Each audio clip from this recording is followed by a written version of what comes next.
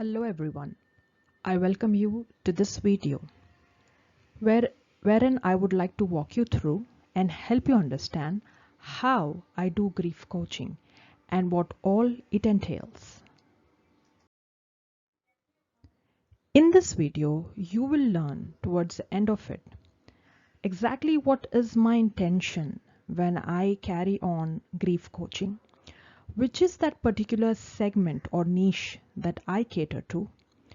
What typically happens after we have a client that enroll with us? What is the framework that I use specifically when I do grief coaching? And finally, a client's journey. It's a story of Maria, which I'm sure you could relate to and also understand how grief coaching really assisted her getting back into her life when she found herself stuck. So, without any further ado, let's get started. At Guide and Advise, my main motto is to enable people succeed at life through meaningful guidance. I hope through my coaching services, I am able to relive this motto every time that I deliver my services to clients. To begin with, the particular niche that I carry on with my grief coaching is right on your screen. I have further categorized it into two categories. First being job loss grief and personal loss. Why I have been very specific and why I share this with you is because, friends, grief is a very, very wide and a subjective thing. One can feel grief and loss at various points and in various phases of life. But when you come across a grief coach, it's very it's apparent and it's really required for a client to know that this particular grief coach basically cater to this segment. So the idea here is to give you clarity and awareness as to what category of grief that I actually coach on. First being job loss, which is where people find themselves undergoing a lot of suffering, dent in confidence, self-esteem, self-worth, finding themselves stuck in life, not being really able to crack interviews, or having such low confidence that they find that they are struggling. This can happen either when one gets fired due to poor performance at work or one gets laid off due to company's performance. So anyone undergoing an emotional upheaval or trauma out of job loss grief is one of the niche category that I cater to. The other one is personal loss. This is where one is undergoing pain and anguish on account of a demise of a loved one, or it could be both. So this is in general the segment that I cater to. Now let's get talking about what happens when someone enroll as a client with me. So the first thing that really happens is that a client and me as a coach or as their grief coach, we sign in an agreement, a contract. It's a very simple process. It also can happen over an email or by using hard paper copy. It is followed up by payment of the coaching fee, after which a final duration, meaning how long the coaching sessions will be carried on for, what will be the timings, which day they will be getting calls, and what assignments that they need to do.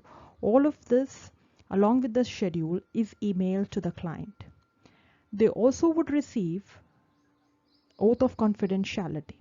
This is particularly a practice that I have been following from the very start, wherein I want to let my clients know that their stories or everything that they share is my utmost priority to retain its privacy, and also that it will never be shared with anyone except without their permission. So an oath of confidentiality is a document, a written document signed and sealed by my organization that my client receive and each of my client receive, wherein we commit to your privacy. Finally, our clients get access to drive and documents where they can view all the required documents at one given place.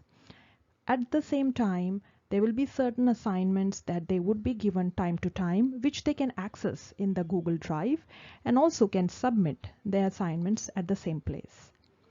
After enrollment, the main thing that I walk my client through is the 5 stages of grief. Now, you must be wondering, what are these? For those of you who may have read or have ever knew Elizabeth Kubler-Ross, she was one of those pioneers and expert in grief who taught the world the right way to grieve. And basis on her, she has built a model which talks about 5 stages of grief. What you see right now on your screen is a very simple explanation of each phase. Grief being very complicated and quite subjective, it can vary from individual to individual. So I cannot really try and help or coach somebody undergoing a grief of a job loss in a similar way that I might do it for someone else, because each one of them may have different consequences, different experiences, and are coming from a completely different background. So this particular stage of grief is actually used as a framework that helps me help my clients understand which stage of grief they are in, and at the same time what best they can do in that given phase so that they can build a fast forward action plan. This is just a framework, friends. More of this goes into detail when a client enroll with me and I walk them through basis on the problem that they are trying to solve. Grief is both unique and universal. Unique because, as I mentioned earlier, just like our life, it's very individual, the way we process it, the way we experience it. Universal because as humanity, as human beings, almost all of us have been through it at some point in time in life. Now let's get back to the client journey that I wanted to share with you. In this, I'm sharing with you an example, and let's call her Maria. Now, this example is basically built on my own personal experience so that it helps you understand, like, if somebody comes to me for a grief coaching, how exactly do I help my client? What is it that they get in terms of help when they reach out to a coach, specifically a grief coach, and what methods or steps they are put through? What are the tools that I help them use, and how is it that they are able to build a 3-step forward action plan? So what you see on your screen is Maria's journey as a client. In this, you would see the first part is release, deep dive, recover, restore, and closure. Now, the 3-step plan that I use in my grief coaching begins with release, the second step is recover, and third is restore. It is as simple as that. The release phase is where the client actually shares the entire story, followed by a deep dive. Then there's a plan that they build with the coach, that's me, and then they start working on putting that plan into action, where a specific time period is where they work on those actions and results are achieved. Let's get started by sharing a real life example with you in here. Now, going back to Maria's example, her first step in release phase, as I mentioned, is the step where Maria, when she came to me for coaching, was somebody who was working on a very critical project. When one of her aunt, who actually brought her up, met with an accident and she lost her. This devastated Maria. At the same time, while Maria was at peak of her career, and supervising a very critical project and was also up for promotion. This personal tragic loss completely shifted Maria's personality.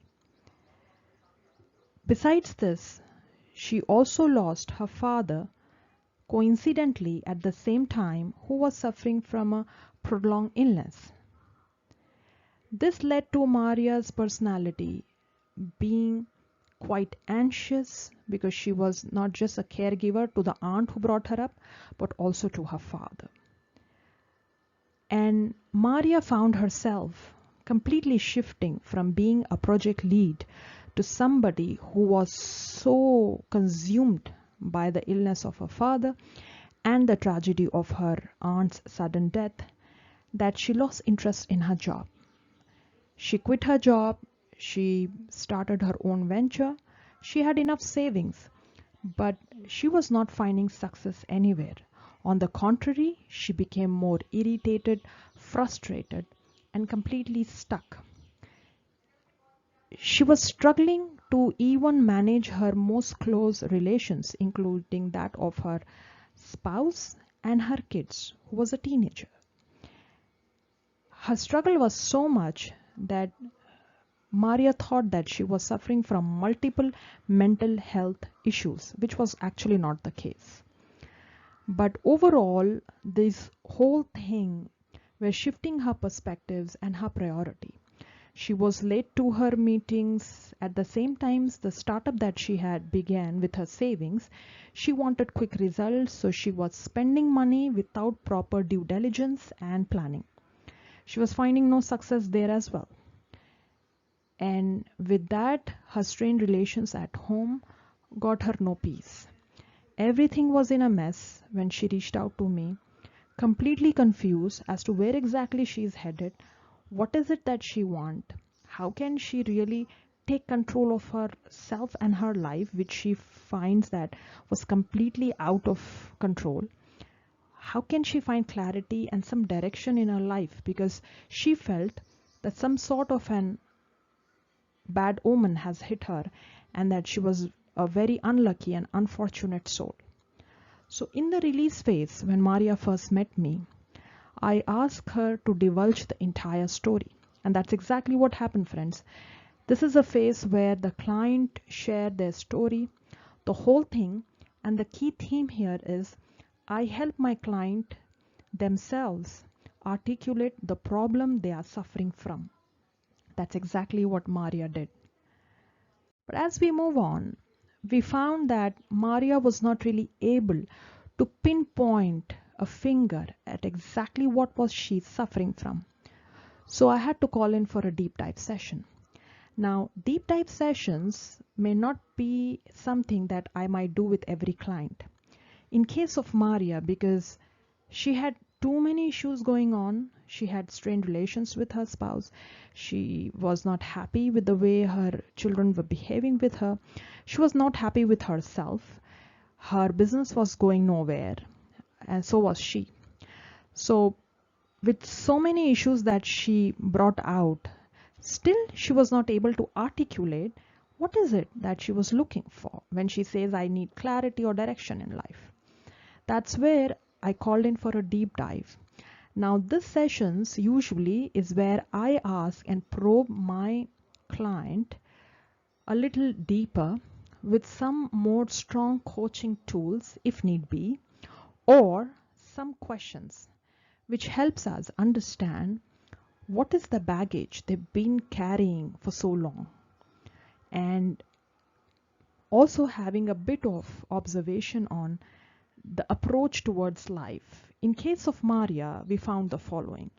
She was somebody who has been through a physical abuse in her childhood.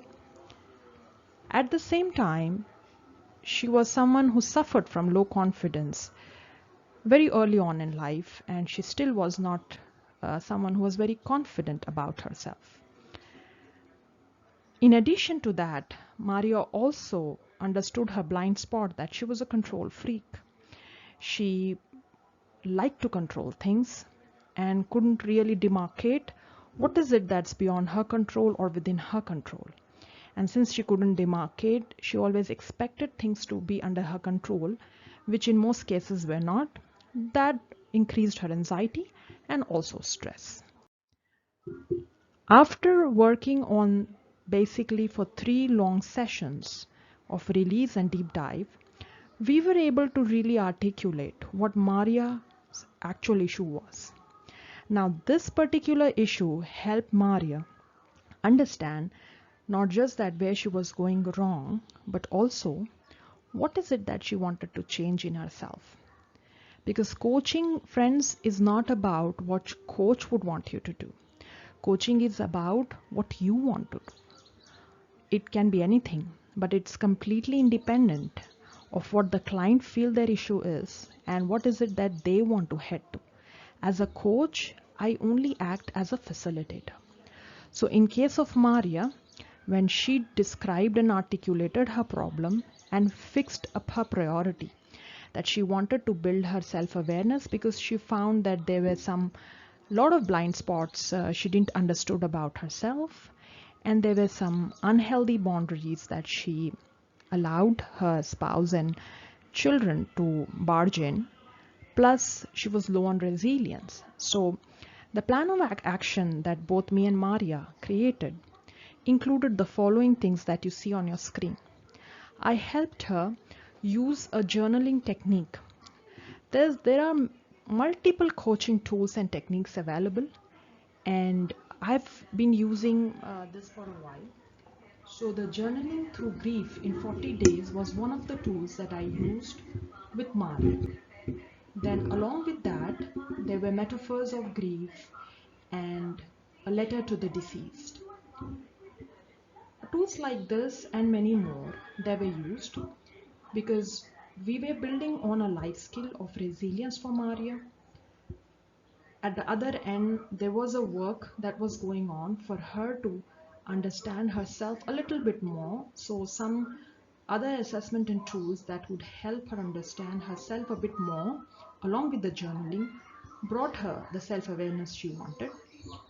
And then in terms of healthy boundaries, she herself defined what are the boundaries that she's currently at. Where is it that she feels that these are getting exploited, and how is it that she's going to maintain those boundaries? All of this plan of action was written by Maria. Then we set a timeline for this, as asking her what are her priorities. So she gave me a time of a month and set some timeline by which she would be practicing all of that she's written in real life, which means she will journal every day. Every time she finds herself stuck, she would be using the label emotions exercise. And at the same time, the healthy boundaries techniques that I have taught her was something that she would be using every time she finds an interpersonal conflict, either with her spouse or her children. So these were more of a minor behavioral changes that she had to start bringing in herself and in her life. Obviously, you cannot achieve this in just a month, but there has to be a shift in mindset before she actually started executing it, which was about being committed to the change that you want. So it began with that, and then Maria started to put things in action. And me as a coach, at the time while she was practicing it, I acted her as an accountability coach, holding her responsible, asking her what is it that she's learning, checking on with her time to time to understand at different scenarios and circumstances how is it that she is reacting and behaving to the way she used to do it earlier. And I always kept reminding her also about the timeline, not that she's supposed to change by a specific date, rather slowly and steadily bring in those changes that she had planned. So friend, this is how the plan of action is usually carried out by the clients, and where the coach takes a role of holding them accountable, checking on their progress, being their facilitator and help every time they need them, because this is where the rubber hits the road. This is where the client really get to know their own self.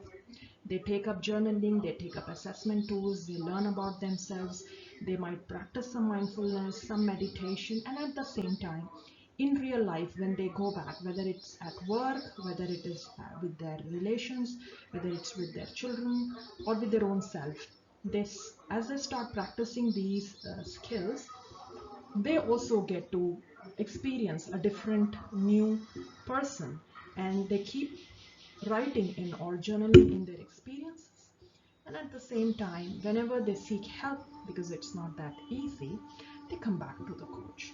So the final two of recover and restore are also part of this plan of action, where the action is executed and a coach constantly monitor the progress.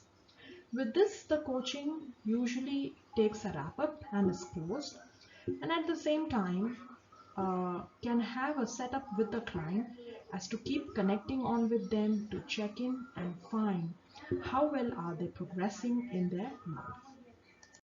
So friends, that's all as in this video. I hope by now, with a small example of Maria as a client, you understood how and what a client who undergoes a grief coaching takes a path on. My purpose here was to make it as simple as possible, because in reality it's not as simple, especially when we coach. It varies with people, it varies with cases, and it also varies with the issues at hand. But nevertheless, the idea here was to help you understand in as simple manner as possible that what are the various stages and what is it to be a coach under a grief coaching. I hope you've understood a lot from Maria's experience. If you have any further questions or any suggestions or comments, please feel to share with me. What you see on your screen is my email address and the website address, wherein you can connect, reach out and ask. I look forward to hear back from you. If you have anything else to share, you could also leave your comments in the comments box. Thank you so much, and I shall meet you again in another interesting video on Client's Journey.